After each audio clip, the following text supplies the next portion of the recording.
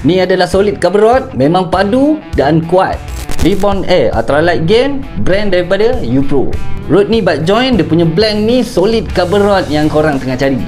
Super slim blank, dia punya blank ni memang halus je tapi kuat gang. Memang lihat, padu, nak pump ikan besar bass, dipersilakan. Color biru hitam memang handsome. Design handle yang unik dan dia punya receipt pun yang berkualiti.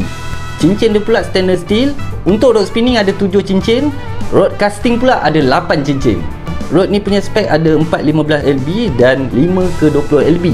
Jadi kalau korang nak buat 2 setup dalam satu rod pun boleh. Contohnya setup yang pertama tu korang pakai reel size 1000, tali 6 lb untuk ultralight game. Dan lagi satu reel size 2000, tali 20 lb untuk main kolam ataupun kat tempat-tempat lain. Rod handsome, halus, kuat, nak mancing banyak tempat pun tak ada masalah.